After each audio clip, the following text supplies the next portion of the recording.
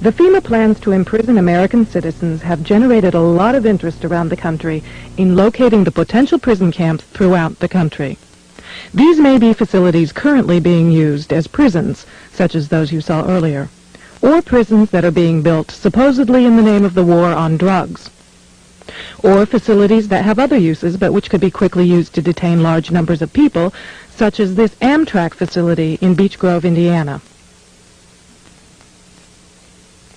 We're standing now in the main parking lot, which doesn't look too sinister. At this level, it is a very large parking lot, fenced on all sides by fence topped by barbed wire. It also has these electronically operated turnstiles.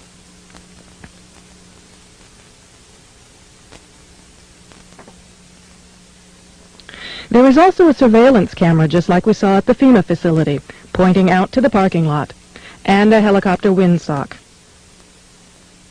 All of these apparent security measures are particularly unusual here, because this is a very low crime area, and this facility is nothing but an old train repair station with nothing in it worth stealing.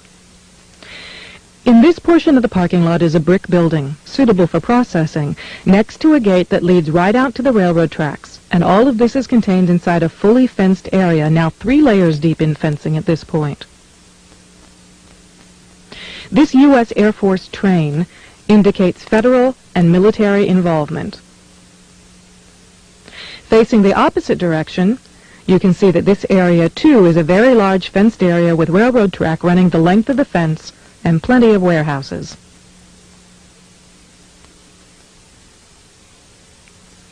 This facility was supposed to have closed in June of 1993, yet instead several $1 million in federal funds have been spent on supposed renovations over the past 2 years. Helicopter windsocks and markers are evident throughout the property.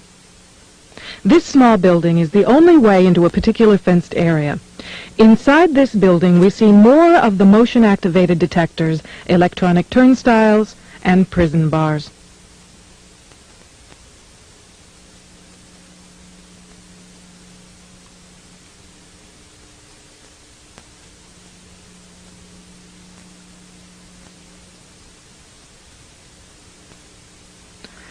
All of the renovations to this property have involved putting in new fencing, electronic turnstiles, concrete flooring in unused warehouse buildings, and putting in large gas furnaces on buildings that were never heated any time in the past 20 years.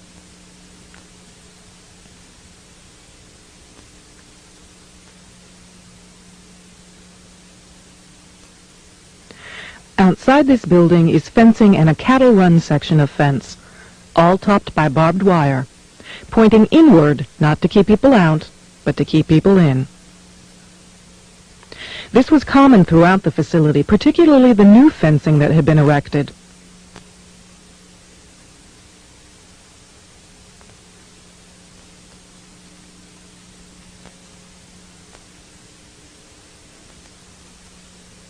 Inside the fenced area on the other side of the building, you'll see signs that say Red Zone, right up next to the railroad tracks that run the length of the fenced area. Next to the Red Zone sign, you can see closely numbered markers on the fences that are too closely spaced to be parking markers, just as if they plan to have people line up to board the trains.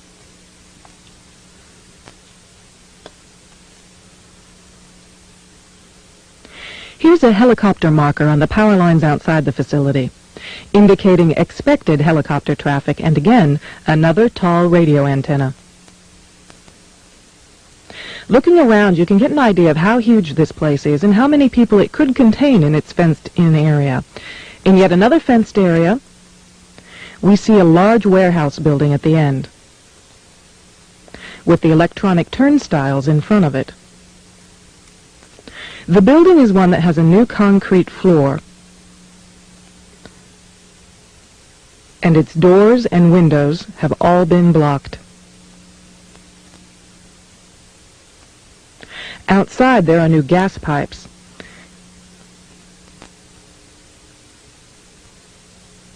Even as we were filming, a black helicopter flew over us, observing what we were doing, which has happened many times when we have been at the facility.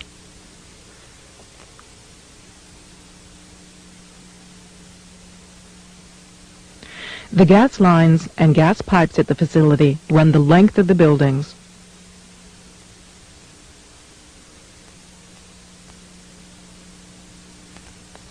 And come out at some very, very large, brand new furnaces that have been installed at the buildings throughout the facility.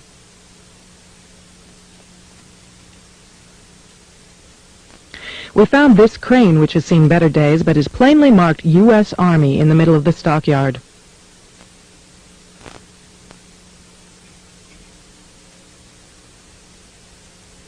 We found other fully working military trucks and equipment here at other times. Inside the facility, we found large fenced-in areas next to the railroad tracks marked Green Zone and Blue Zone, suitable for holding a lot of people. Many of the old warehouse buildings have had new concrete floors put into them. Unused sections of railroad track have been dug up and replaced, and from the supplies in the stockyards, it is obvious they will be doing even more construction and fencing.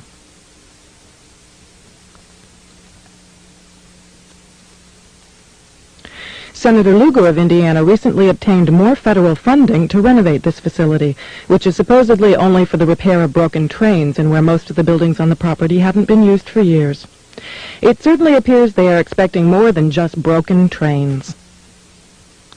This tower, overlooking the entire facility at one end of the facility along the railroad tracks, also has a radio antenna on it with a ladder up inside of it. It would make an excellent watchtower.